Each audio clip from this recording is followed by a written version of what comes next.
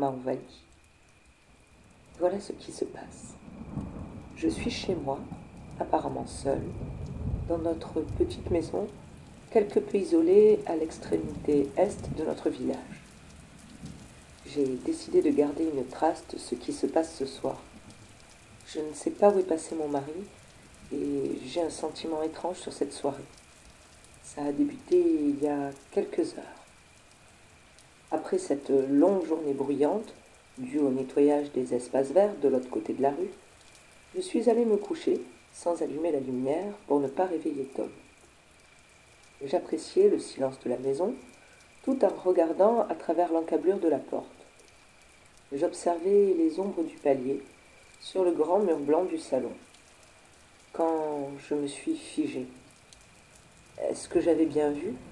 Il m'a semblé voir une ombre bouger, mais ce n'était pas possible.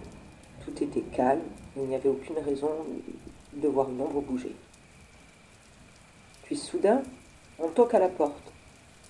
À minuit, qui peut bien toquer à la porte? Et comment est-il arrivé à la porte? N'a-t-on pas verrouillé le portillon? Je suis stoppée dans mes pensées, encore des coups sur la porte. J'ai le réflexe, à ce moment-là, de tendre le bras vers mon mari. Mais il n'est pas dans le lit. Ma peur redouble. Mais où est-il? Je continue de fixer le mur blanc et ses ombres. Qu'est-ce que j'ai pu voir? Je pense au chien, mais non. L'ombre ne correspondait absolument pas. Quand un bruit étrange venant de l'étage se fait entendre, il me fait sursauter dans le lit. Je reconnais ce son, cette fois ce n'est que le chat. Mais là encore, ça ne correspond pas à ce que j'ai vu. Et à nouveau, je suis stoppée dans ma réflexion par des coups sur la porte. Et c'est lorsque j'ai rassemblé mon courage et décidé de me lever que, à nouveau, je l'ai vu. L'ombre sur le mur. Impossible que ce soit le chat ou le chien. Mais impossible aussi que ce soit un être humain. L'ombre était trop grande, trop biscornue, indescriptible. Puis, elle a disparu à nouveau, quand on a frappé à cette fichue porte d'entrée.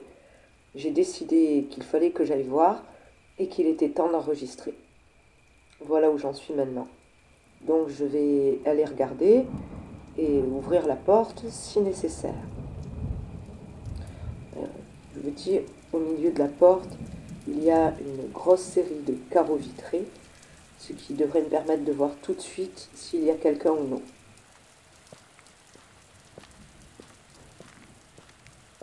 Et rien, c'est bizarre.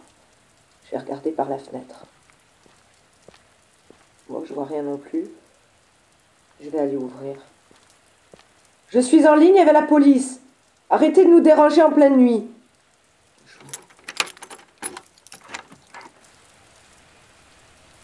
Je ne vois personne. J'avoue, j'y vois pas bien loin. À cette heure-ci, les éclairages publics sont éteints et j'ai pas de lumière extérieure. Le chien ne dit rien, il n'y a aucune réaction. C'est plutôt bon signe. Je suis pas très à l'aise, je préfère retourner au lit. Je vais d'abord faire le tour des chambres de la maison et voir si je trouve Tom. Ou au moins un petit mot disant pourquoi il n'est pas là.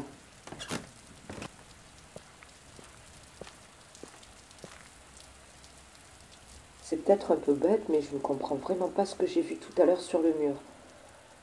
Peut-être que c'était mon imagination. J'ai cru entendre un bruit. Est-ce que je l'ai enregistré? Je vais écouter et j'ai toujours pas trouvé de message de mon mari. Oui, on l'entend aussi. Ce bruit, c'est un craquement, mais c'est pas un craquement normal de la maison. Et voilà, plus de lumière. Oh, les plombs ont dû sauter à cause de l'orage. Avec un peu de chance, ce sera juste une petite coupure, c'est malheureusement assez fréquent. Mais j'avoue, ça m'arrange pas. Je retourne dans la chambre, je m'installe au fond du lit et je vais garder l'enregistrement allumé juste au cas où. Ah, la lumière est revenue, ça a été rapide. Bon, je préfère ça. Pas d'ombre sur le mur du salon. Je vais laisser cette lumière et quand même regarder ce mur quelque temps avant d'essayer de m'endormir, juste par précaution. Bon, ça fait environ 30 minutes, tout est calme. Je stoppe l'enregistrement et je le reprendrai au besoin. Il est 1h30 du matin. Toute la maison est plongée dans le noir et je n'ose pas bouger. Je m'étais quasiment endormie quand j'ai senti quelque chose marcher sur mon lit. Au début, je ne me suis pas inquiétée. J'ai pensé, ah, Lynette est enfin là. Et quand je l'ai appelée, rien. Normalement, elle miaule. Et le poids était différent. J'ai réalisé que ce n'était pas du tout elle. Et j'ai entendu comme un ronflement, une vibration. Pas du tout un ronronnement. Et puis plus rien, le poids avait disparu. J'en ai profité pour doucement glisser mon bras hors de la couverture et attraper rapidement mon téléphone. Mais évidemment, ça ne capte pas. Encore ce fichu orage.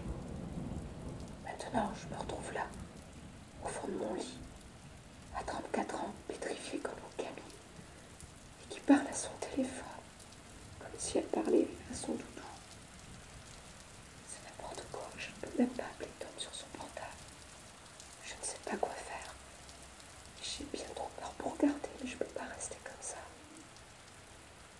Ça bouge encore. Ah, c'est Minette.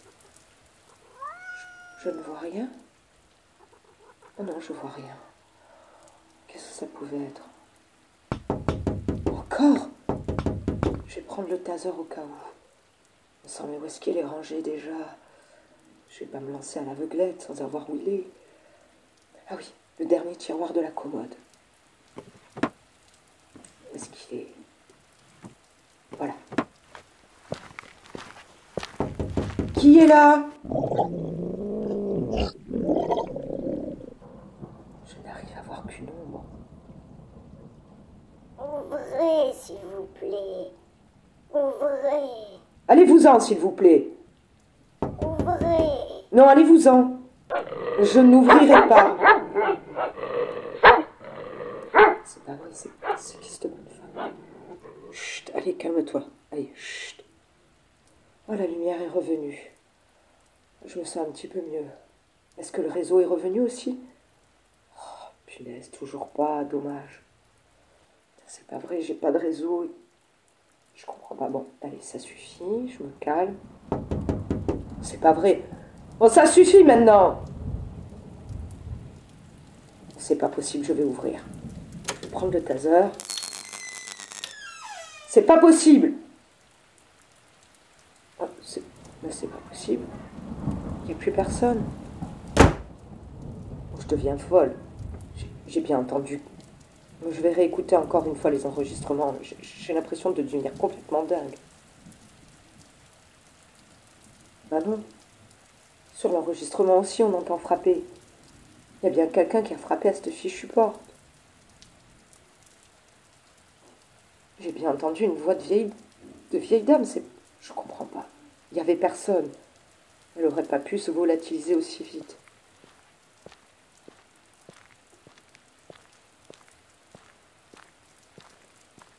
Bon. Je ne vois personne. Je vais éteindre une partie des lumières. Et je vais me recoucher. Je ne peux appeler personne de toute façon. La maison est fermée à clé. Je retourne me coucher. Je vois que ça va faire. Bon, voilà, je suis dans le lit. Je suis pas rassurée, mais en même temps, dehors de la pluie, je n'entends plus rien. C'est calme. Qu'est-ce que c'est ce bruit de ronflement? Qu'est-ce que c'est que ça? On dirait qu'on gratte derrière le volet roulant. C'est pas possible, ça vient de la fenêtre du salon. Je vais essayer de regarder. J'ai du mal à y voir. Je vais essayer d'allumer la lumière extérieure. Ça fonctionne pas, évidemment. Je vais faire des petits trous dans le volet. Ah, avec les éclairs, j'y vais. Oh, vieille dame. Est-ce que ce serait la vieille dame dont on m'avait parlé? Qu'est-ce qu'elle fait là?